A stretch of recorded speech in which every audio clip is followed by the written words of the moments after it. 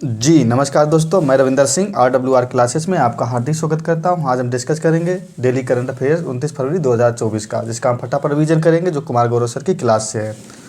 तो आज का मोटिवेशन कोड है, जल को वर्फ में बदलने में वक्त लगता है। जल को वर्फ में बदलने में वक्त लगता है, सूरज को निकलने में वक्त लगता है।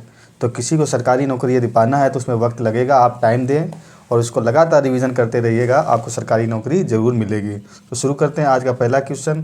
आज का पहला क्वेश्चन जो है, वैश्विक बौद्धिक संपदा सूचकांक भारत का स्थान क्या है। तो हाल ही में वैश्विक बौद्धिक संपदा सूचकांक जारी की गई है, तो 2024 की उसका भारत में स्थान क्या है, 42वां स्थान है। ठीक है, आउट ऑफ 55, टोटल 55 देशों में वैश्विक बौद्धिक संपदा सूचकांक जारी किया, उसमें भारत का स्थान 42 नंबर का है। जो संस्था है जो जारी करता है वो कौन जारी करता है, चैम्बर्स ऑफ कॉमर्स, इसको यूएस चैम्बर्स ऑफ कॉमर्स जारी करता है। जो संस्था है वो कौन, WIPO संस्था है, जारी करने वाला यूएस चैम्बर्स ऑफ कॉमर्स इसको जारी करता है। तो WPO की स्थापना कब हुई थी, 1967 में इसकी स्थापना हुई थी। हेडक्वार्टर कहाँ पर इसका, जिनेवा में, स्विट्जरलैंड में इसका हेडक्वार्टर है। तो WPO की स्थापना कब हुई थी, 1967 में, हेडक्वार्टर जिनेवा स्विट्जरलैंड में। इसका मीनिंग क्या होता है, कॉपीराइट करना, मतलब दिमाग की उपज, दिमाग में जो भी शब्द आते हैं, नए नए उपज होती है, उसको क्या होते हैं, कॉपीराइट बोलते हैं। ठीक है, इसका मीनिंग होता है कॉपीराइट, दिमाग की उपज बढ़ाना, या दिमाग में जो भी शब्द आता है नया शब्द, उसको क्या बोलते हैं, कॉपीराइट बोला जाता है।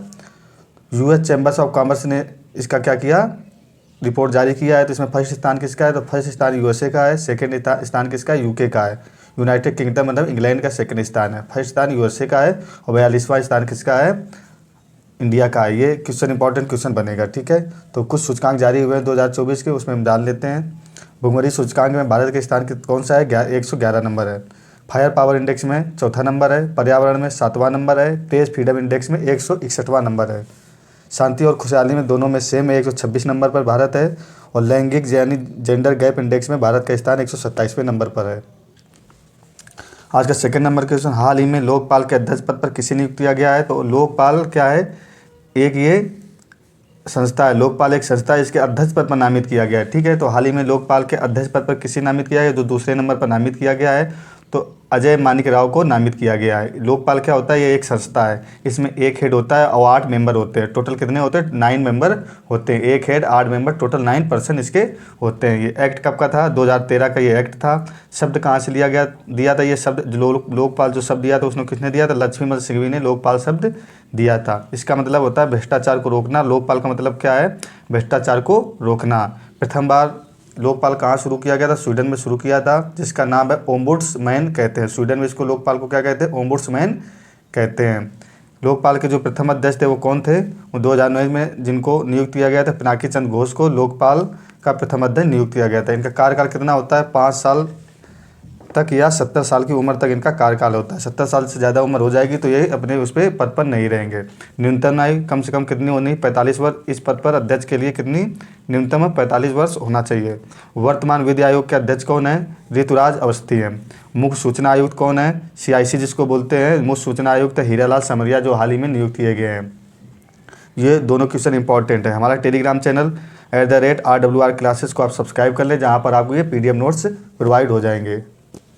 मुख्य चुनाव आयुक्त कौन है, राजीव कुमार अभी वर्तमान में मुख्य चुनाव आयुक्त है। महान्यायवादी जी कौन है, R वेंकट रमणी जो है महान्यायवादी हैं। 16वां वित्त आयोग के हेड कौन है, तो 16वें वित्त आयोग के हेड कौन बने, अरविंद पगड़िया जी बने हैं। और 15वें वित्त आयोग के हेड कौन थे, नंदकिशोर सिंह थे। तो 16वें वित्त आयोग के हेड को नाम याद रखिएगा, अरविंद पगड़िया जी बने हैं। ठीक है, वित्त मंत्रालय ने किसे नामित भारतीय वाहक के रूप में अंतर्राष्ट्रीय उड़ानों के लिए नामित किया है। तो वित्त मंत्रालय ने क्या किया है, जो भारतीय वाहक है जो अंतर्राष्ट्रीय उड़ानों के लिए नामित किया, उसको किस एयर को नामित किया, आकाशा एयर को नामित किया गया है। ये क्या हुआ, अंतर्राष्ट्रीय में उड़ान अभी भर सकता है। इसके संस्थापक कौन थे, आकाशा एयर के संस्थापक थे विनय दुबे। इसका हेडक्वार्टर कहाँ है, आकाशा एयर का मुंबई में इसका हेडक्वार्टर है। इसकी अनिवार्यता क्या होती है कि कम से कम इसमें क्या होना चाहिए, 20 विमान कंपनी के पास होना चाहिए, तभी वह अंतर्राष्ट्रीय भारतीय वाहक बन सकता है, मतलब अंतर्राष्ट्रीय उड़ान भर सकता है एक देश से दूसरे देश के लिए। तो आकाशा एयरपोर्ट के 20 विमान को समय सीमा पूरा कर लिया और इसको क्या किया है, भारतीय अंतर्राष्ट्रीय वाहक का दर्जा मिल गया है। नंबर 4 क्वेश्चन है, प्रतिवर्ष राष्ट्रीय विज्ञान दिवस कब मनाया जाता है। तो प्रतिवर्ष राष्ट्रीय विज्ञान दिवस कब मनाया जाता है, 28 फरवरी को मनाया जाता है। ये किस लिए मनाया जाता है, इसके बारे में डिस्कस करते हैं। इस बार की थीम क्या है 2024 की विज्ञान दिवस की, विकसित भारत के लिए स्वदेशी तकनीक। थीम याद रखिएगा, विकसित भारत के लिए स्वदेशी तकनीक। ये क्यों मनाया जाता है, CV रमन को नोबेल पुरस्कार इसी दिन दिया गया था। 28 फरवरी 1930 को सीवी रमन को क्या दिया गया था, नोबेल पुरस्कार दिया गया था। इसीलिए इनकी याद में 28 फरवरी 1930 को क्या मनाया, नोबेल पुरस्कार मिला था, इसीलिए 28 फरवरी को राष्ट्रीय विज्ञान दिवस घोषित किया गया।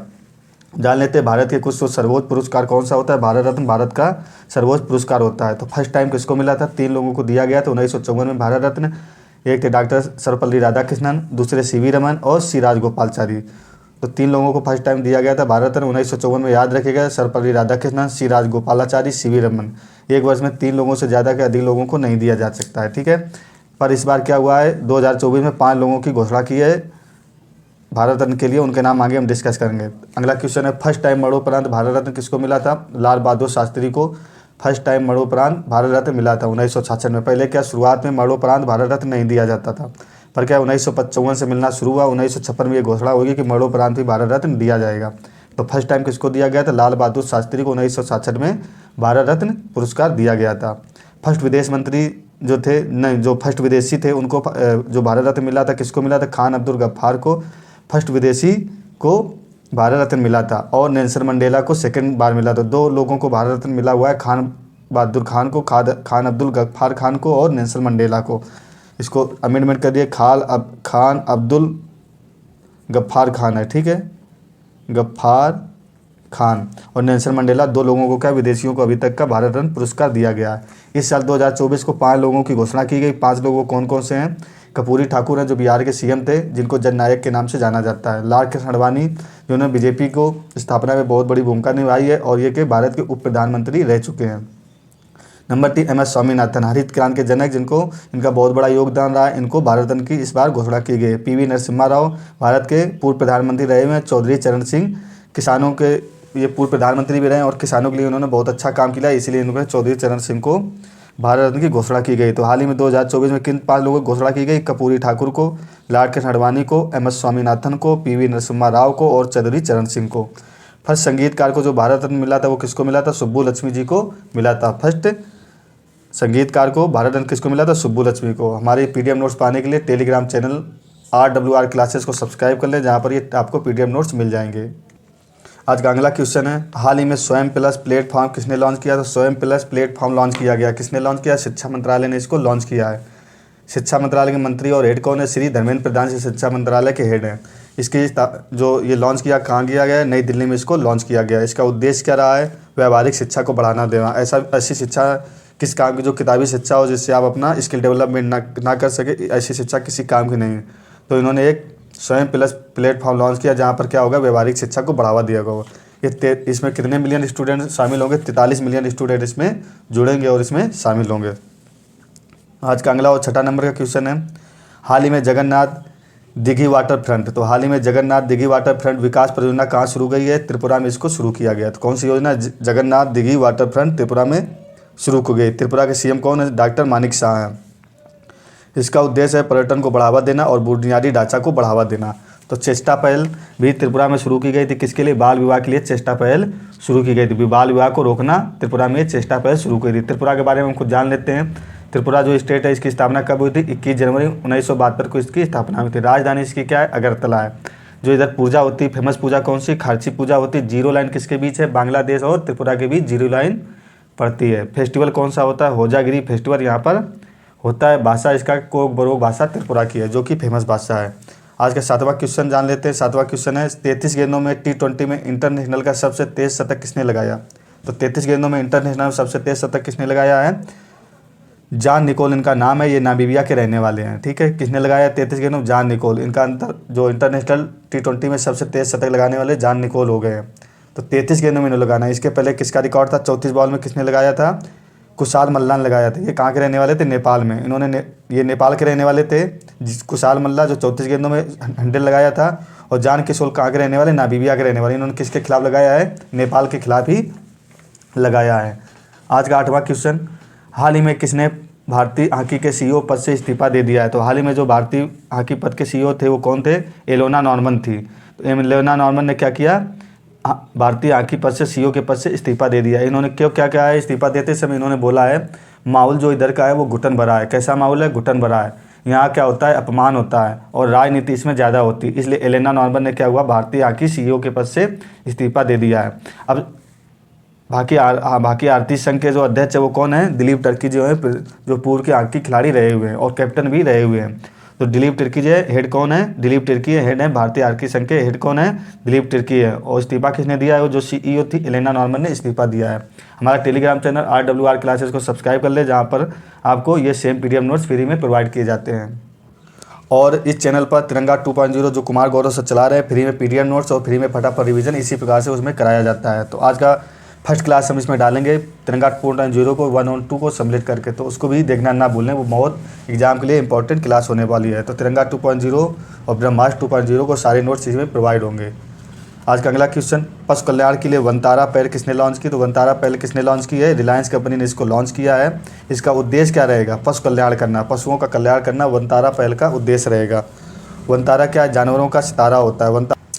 वनतारा का मतलब होता है जानवरों का सितारा, ठीक है, याद रखिएगा। तो पशु कल्याण जो पहले याद वनतारा पैर किसने लॉन्च की, रिलायंस कंपनी ने लॉन्च की है। आज का अगला और 10वां क्वेश्चन है, हाल ही में एशियन ट्रैक साइकिलिंग चैंपियनशिप 2024 में सर्वाधिक पदक किसने जीते हैं। तो हाल ही में ये इंपॉर्टेंट इसलिए हो जाता है कि इसका आयोजन दिल्ली में हुआ है। होस्ट कौन था इसका, इंडिया था। तो एशियन ट्रैक साइकिलिंग चैंपियनशिप का आयोजन 2024 में कहाँ किया गया, दिल्ली में किया गया है। इसमें सबसे ज़्यादा फर्स्ट में कौन रहा है, सेकंड में कौन रहा, थर्ड में कौन रहा। फर्स्ट में मलेशिया रहा है, सेकंड में जापान रहा है, थर्ड स्थान दक्षिण कोरिया का रहा है। भारत का स्थान, भारत ने 18 पदक जीते और चौथे स्थान पर रहा है। तो 9 + 6 + 3 9 गोल्ड, 6 सिल्वर और 3 ब्रॉन्ज मेडल भारत ने जीते हैं। तो 18 मेडल भारत ने जीते हैं। फर्स्ट स्थान मलेशिया का, जापान सेकेंड और थर्ड स्थान कोरिया का रहा है। इनके बारे में जान लेते हैं। मलेशिया की राजधानी क्या, कोलालमपुर है। इसकी मुद्रा क्या है, रिंगिट है। तो मलेशिया की राजधानी कोलालमपुर और जो इसकी मुद्रा है रिंगिट है। जापान की राजधानी टोक्यो है, जो होन्शु द्वीप पर स्थित है। जापान की मुद्रा है ये येन है। साउथ कोरिया की राजधानी क्या, सियोल है। इसकी मुद्रा क्या, युआन है। तो इसकी साउथ कोरिया की मुद्रा याद रखिएगा वान, और मलेशिया की रिंगिट और जापान की येन, ये तीनों मुद्राएं बहुत ही इंपॉर्टेंट है। होन्शु द्वीप जापान का सबसे बड़ा द्वीप है, जो कहाँ स्थित, होन्शु द्वीप है जो टोक्यो होन्शु द्वीप के किनारे पर स्थित है। आज का अगला क्वेश्चन, सरकार ने वित्त सचिव टीवी सोमनाथन की अध्यक्षता में KYC मानकों के लिए एक समिति गठित की है। तो सरकार ने वित्त सचिव सोमनाथन की अध्यक्षता में कौन सी समिति गठित की, KYC मानकों के लिए एक समिति गठित की है। हमारा टेलीग्राम चैनल है @RWR क्लासेस को सब्सक्राइब कर ले, जहाँ पर आपको सेम ये हैंड PDF नोट्स मिल जाएंगे, जिससे आप फटाफट रिवीजन कर सकते हैं। इस चैनल पर ब्रह्मास्त्र 2.0 का हैंड रिटन नोट्स भी प्रोवाइड किए जाएंगे, और जो कि आज से क्लास उसकी शुरू हो रही है। और दूसरा क्या है, आपको फटाफट रिवीजन भी कराया जाएगा। तो चैनल को सब्सक्राइब करना, लाइक और शेयर करना ना भूलें। Okay, thank you for watching.